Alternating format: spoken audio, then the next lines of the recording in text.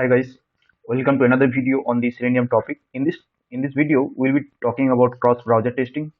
This is one of the very important topic in Selenium, which is being asked many times in the interviews, and you will be facing you might be facing some different challenges when you are working in the real-time work, right? So that's why we are bringing this topic into this another video. In this video, we are going to discuss that. First of all, we'll see what is cross-browser testing, and after that, we'll see uh, why we need this cross-browser testing, right? This one we'll see, and after that, we'll see how to achieve the cross-browser testing. Before we jump into our actual writing the test cases and how we can achieve the cross-browser testing, let's talk about something about what is cross-browser testing, right? The first point, very first point. So you guys already know that how we can perform the test automation by using Selenium. So actually, basically, what happened? Let's say you have a project in your for your application. You have a project, right? Here you have multiple test cases you have written into your project. There are multiple Java test case files, right? Now, what happened actually when you run the test case? When you say I want to run the test case, it is either run in your Chrome browser or Firefox browser or IE browser or some other browser, right? Whatever you choose. Let's say this is running in Chrome browser, right? So in tomorrow, let's say what happened, or if you might be configured the browsers into your project, and accordingly it will execute, right? Either it is in Chrome browser or it is a Firefox browser, right? So actually, what happened actually this the problem is when you say that I have 100 number of test cases, okay, and this 100 number of test cases I want to execute into from by using our framework. And when you say 100 test case and you're executing the test your framework test cases, automated test cases, let's say it is running in Chrome browser. Now if you run into your that 100 test case into different other browsers, then what you have to do, until unless your test execution get completed, you cannot execute into a different browser, right? So again, another issue is, let's say I have this there are different kind of browsers. Say this is my Chrome browser and Safari browser or Opera, right? Or Internet Explorer, or right now there is we have Edge, Microsoft Edge, right? Or Firefox browser. So if I want to test my application in all of these browsers, then what you have to do? So again, you will be running this 100 number of test cases every time into different browsers, set of browsers, right? So the thing is, what is cross browser? It is nothing but it is saying that you are running your test cases into different browsers, right? Cross browser in the sense there can be multiple browsers, and if you are running your test case, if you're running your test suite into different browsers, so that is nothing but will be called as a cross browser testing, right? And if I say that why we need this cross browser testing is important, guys, because sometimes what happens is to check the compatibility of the application that you are working, right? So sometimes what happens, the application is under test, you're testing some application functionality into a particular browser, right? If you are testing it into Chrome, might be that application may get compatibility issue in Safari or Opera or IE or Firefox or some other browsers, right? So in this case, if you perform the cross-browser testing, it will be able to verify that the application is running fine in all of these browsers, right? So that is one of the reason why people go with the cross-browser testing, to verify that application is completely okay. There is no compatibility issue between the different browsers, right? So that is main reason why we perform the cross-browser testing. Now, as I said that if you run your test case, let's say first in your first execution you execute it, you say that I want to execute the test case by using Chrome, so it will be running in Chrome. After that, you change the browser that I want to execute in Firefox, so you will be executing in Firefox or IE or some other browser. So what happens, that is also will be called as a cross-browser testing. But how? What do you think about if that is a good idea? Definitely not, right? Because let's say I have a hundred, minimum number of hundreds. It can be thousand, it can be any number, right? So if you're running that number of test cases, so into different set of browsers, so it is going to take then. So if I, let's say for 100 of test cases, I need 1 hour, right? So 1 hour if for my one browser. So definitely, if it is you are running for five different browsers, so it will be taking actually five into one. So that means in total it is going to take 5 hours, right? That can understand. Now you can understand. So let's say I have a 500 test case, automated test case 500, or I have a 1000 test cases. So 500 test case is going to take for me at least, let's say, 5 hours, right? So if one single execution, it will take 5 hours. So for five browser set of browser, it is going to take 25 hours, right? So now you can understand the power of achieve the what is the, you can say, drawback of executing all the test cases differently into different browsers, right? So in this case, what we can do, first of all, we can do parallel parallel. We can perform a parallel execution, right? So if you do a parallel execution, what happen actually? Parallel. Sorry. Parall. So if you perform a parallel execution, so what will happen here actually, it will run your test cases into, it will divide your test case into different sections, right? Or sometimes what you can say actually, let's say I want to execute all the test cases into different browsers, right? So it the same test cases, 100 number of test cases I want to execute into different browsers. So 100 test cases will execute in Chrome browser, and 100 test cases will execute in Firefox browser, and so other browsers, right? So it will execute in Edge browser or IE browser or some other browser, right?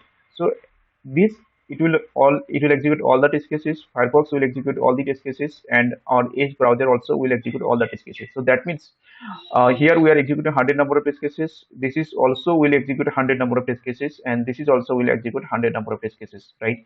So now you can understand, and these all test cases will be running in the parallel mode. That means it will not wait for some other to complete, right? So once Chrome is execution completed, then Firefox, then is no, that is not the case here. Here the case is like when you are say that I want to execute test case into parallel, so all the browsers will execute at the same time into different browsers, right? Now let's quickly go to setup and how we can achieve this particular test, right? Well, so I'll take you to my uh, IntelliJ. There I have one sample test case. Let's say this is my sample test case, and what I can do here actually, let's say the application I want to test, this is the application. I'll do just simply verification of this particular, let's say I'll verify this particular text is present in this login page, and this is my first test case. Another test case is I'll be just performing the test, I will just performing the login, I am able to log in or not, right? So there are two tests that I'm going to perform. So let's say, first of all, I'll be writing code for this application. So this is the URL of this particular application, and I'll go to my code and I'll go to the Selenium base. Here, let's say I have already defined WebDriver driver, and also I have set up the, you can see URL I have already done setup, right? So let's say here I'll say project setup. I'll say public void, and I'll say project setup, right? This is one method I'm going to create, and in this method, what I'll do actually, I'll ask for the browser name. Let's say string browser, right? So that browser, according to the browser, I'll be performing the actions, right? So what I can do here actually, uh, let's say here I can say I'll create another method. Let's say launch public void, and I can say launch browser, right? In this launch browser, again I'll be asking for the browser. So let's say browser. Okay, so what I can do here actually, I'll be taking care of the launching Firefox or Chrome or whatever the browsers user is passing, right? So I can use the switch case here, and I'll say instead of the switch case I'll use the browser, and with the format you guys already know, I'm just repeating and just working my task. So let's say I'm seeing the Chrome browser. So for that Chrome browser, what I have to do, here I have to do that driver is equals new Chrome driver, right? So and after that I have to use the break statement, and here again I have to use for case, let's say Firefox, and I'll say driver dot equals new Firefox, right? New Firefox driver. Yeah, that's it. So I'll do the break statement here, and once the browser is launched, the minimal number of operations like let's say manage driver dot manage, oh, driver dot manage, and I say window, and I say maximize, right? And one more thing will be defined here. Let's say manage dot timeout dot, I'll say implicitly wait, and instead of this I have to use the duration dot of seconds. Let's say I'm saying 20 seconds, right?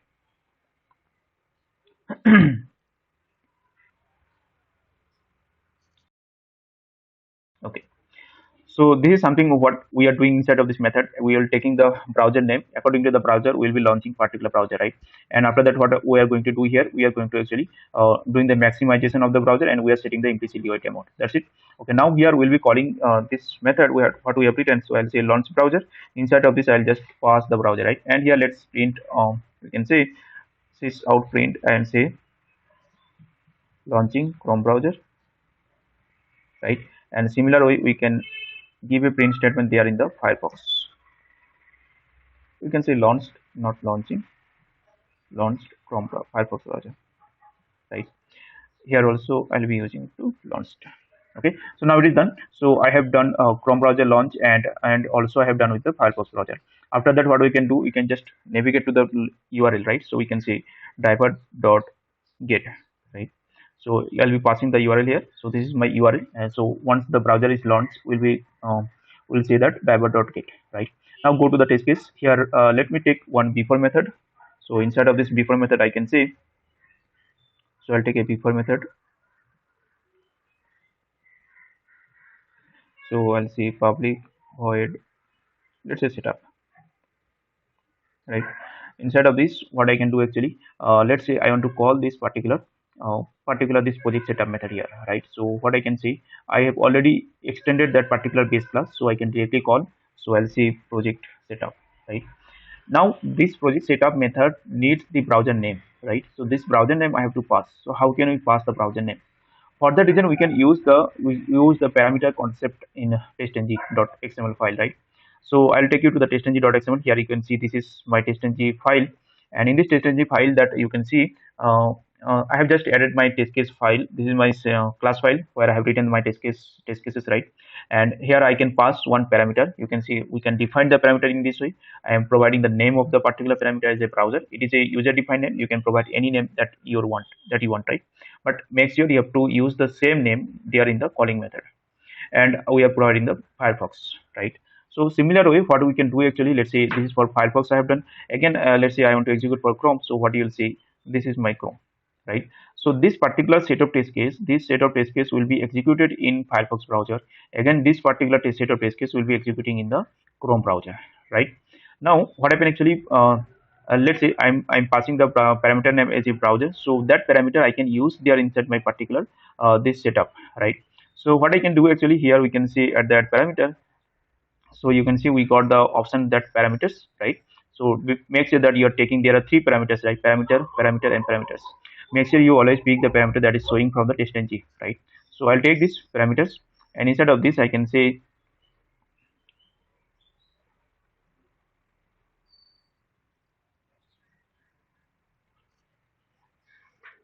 what we can do here actually, let's say parameter, I'll say instead of double quote, you can you can pass the parameter name that you defined there in the testng.xml file, right? Just let's copy this from browser. This is the parameter name that I defined there, and once you have done, to sense not only this is not only sufficient. Let's say, what you can do actually, you can use this particular parameter. You have to accept that inside of this particular method, right? For accepting, I have to parameterize this particular method. So here I can say, string browser name. Let's say I'm giving the name as a browser name. So this, the value of this particular parameter will be now held by this particular variable, right?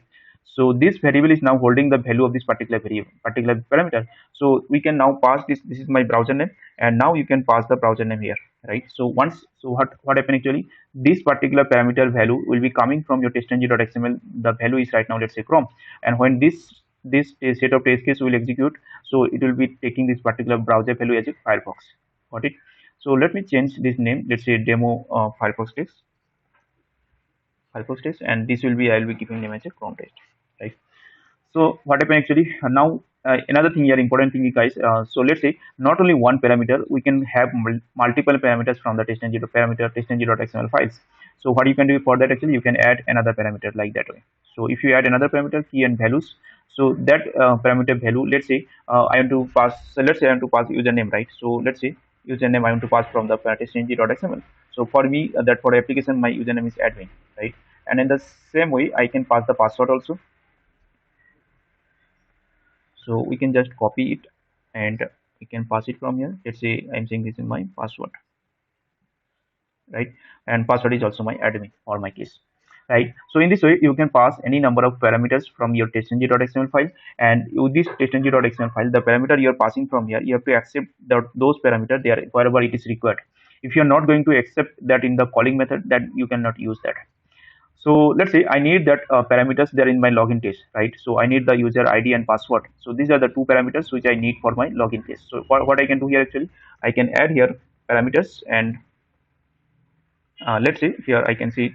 So if you have multiple value, you can just use the comma separated parameters, right? This way. So just copy the parameter name. So this is my username, and make sure you always copy, guys, because if you're going to type the parameters, so it is going to be sometimes you make with the case sensitive mistake or spelling mistake, or a lot of mistake can happen, right? So it's better, always better, you take the you just copy the parameter name from there, and you can use it here, right? So now here I have to accept those parameters, let's say uname, and I'll be accepting, let's say, string pwd, right?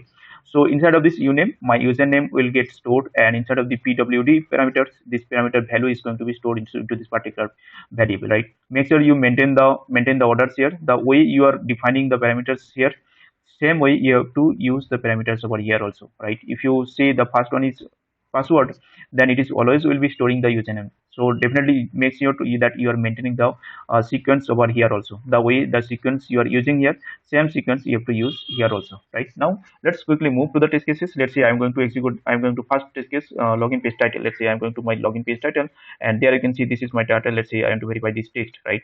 So what I can do, just inspect that particular text, and this is my text, and I can say, let's say I'm creating an export of this, let's say h2, and I'll say dot equals sorry, this is already copied, so I can say this, right? This is my export, so I'll take this one, and I'll say here so let me first get that title. Let's say I'll say string title is equals driver dot find element. Instead of this, I'll say by dot export, right? Instead of this is my export, and I'll say dot get text, right? So this is going to return me the export of this particular variable, right? So why it is giving me error, driver is not public? So okay, so let's go to that particular demo Selenium, and let's make it public.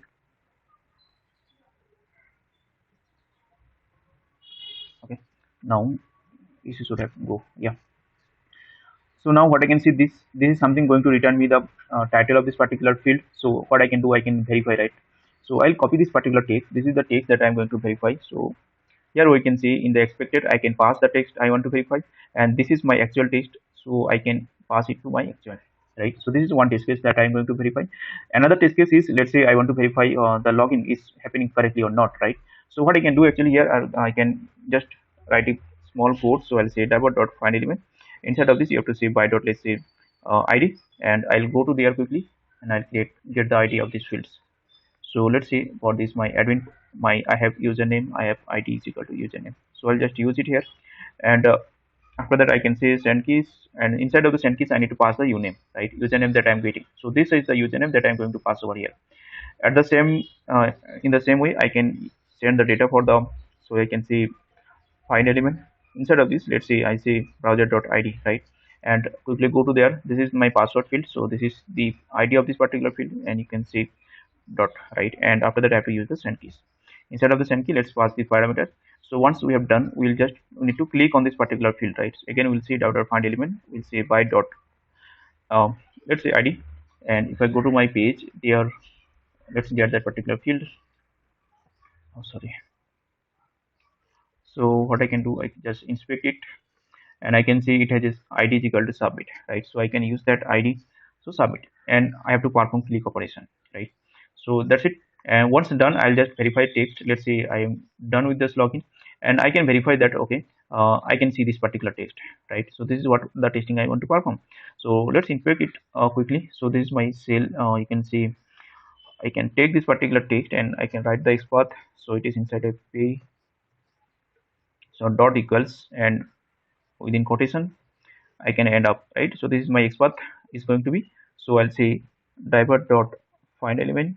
Instead of this by dot, I have used the export, so I can say this, right? And after that, I can use dot get text, right? So let's store this text into a particular variable. So I'm going to store it into string string string. Let's say my home text, okay? Any name you can provide, that is up to you, okay? So I need to just add a verification point, so I'll say assert, I'll take for testng dot assert equals, right? The first, I think this one has picked as a JUnit test, right? So I'll remove that JUnit assert, I'll use the testng test, okay? So now You can remove this part, it is not required now. So what I can do here, actually it is, now you can see, it is first asking me the expected one, right? So yeah, the, if you see, equals, and here it is first asking the actual, right? After that we can pass the expected. So the actual is nothing but my home text, right? Whatever we're getting. And after that, what we are expecting to see. So we are expecting to see this particular text, right? So copy it, I can pass it over here. So this is actual text that I want to see. So here actually the sequence I have to change, because the sequence there in the JUnit and TestNG are different. So this is my actual. So I should not use this double quote, so I'm removing it. So this is my actual text that I am getting from this particular get text, and this is the text that I want to expecting, I'm expecting, right? And here in this case particular, this is my actual text that I'm getting, fetching from the execution time runtime, and this is the expected text that I'm getting. So yeah, that's it. Let me add a one more method, quit method. So I'll say after method, right? So here I can see public void, let's say teardown, right? So in this teardown method I'll say that just divert dot quit, right? So what I have done till now, so this after method will be taking care of my quit of the driver, and before method is going to taking care of this project setup kind of stuffs. And in the first test case we are going to just verify the title, and in the second test case we are going to verify the login is happening properly, right? So this is the test case that I have written. Now I have to execute the test from the uh, from this particular testng.xml file, right? So remember guys, if you use this, if you just execute the test case, it will execute in sequence, right? Let me try, I'll show you. First of all, I need to, let's build my project completely so that it will work fine.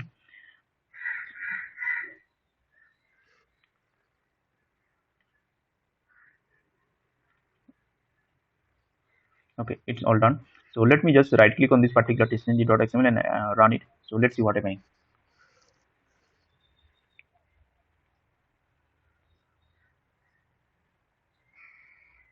You can see it is picked four number of test cases, right? So first it one browser has launched, and you can see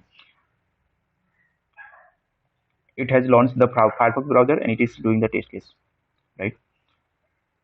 It is done with the first test case, and now it is running the second test case. Now it is running with the Chrome browser. Yeah, now you can see guys, the thing happen here is it is running in the sequence mode, means one by one test case is executing. See here, first it will pick the Firefox test that we have defined there inside of my test attribute, right? So whatever you have defined inside this particular set of test cases, so that is first executed by with using the Firefox browser. After that, when it is running the Chrome next set of test cases, so this is my next set of test, it is running in the Chrome browser, because here now we set the browser name as Chrome, so it is running in the Chrome browser. But this is not a parallel, sorry, this is not a Chrome browser in parallel. Okay, this is also a you can say this is also, we have achieved the cross browser because we tested the application into different browsers. But the thing is here it is executed into in sequence manner, not in parallel mode. So if you want to execute the test case into parallel mode, so what we can do, actually we can use the parallel attribute there in the suite. Let's say what we can do, actually we can use the parallel execution approach. Okay, so what I can do inside of this, let's say inside of this suite, I can say parallel, there is a one attribute you can see, parallel is equal to let's say test. Okay, so I'll be using the test cases into parallel. That means this particular test and this particular set of tests will execute in parallel. Okay, so it depends on what you want to execute in the parallel. Okay, so let me now write run the same test case again.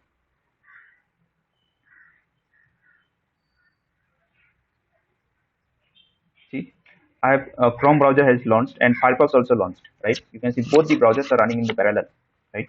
So this is Chrome browser and Firefox, both are launched. My Chrome browser is very fast, but the Firefox browser is a little bit slow. So you can see now my test case got executed in sequence mode, and sorry, not in sequence, it got executed in the parallel mode, right? So my Firefox browser got little bit more time than comparison to my Chrome browser, because Chrome is too fast, it is lightweight, and Firefox is taking little bit of time. So yeah, but we have achieved this goal, right? You can see it is giving me that number of 4 test cases got executed, and inside there are, you can see this is my Chrome Firefox test and this is my Chrome test, right?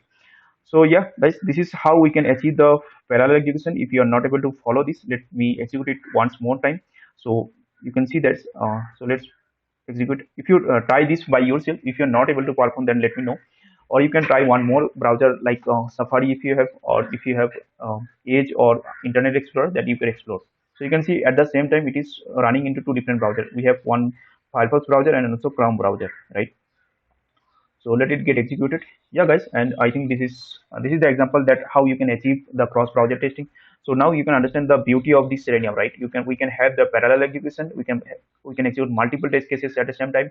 Also we can ensure that our test cases running into different browsers, right? So with this execution we are able to achieve to execute multiple tests into different browsers, right? So this is the beauty of Selenium, guys.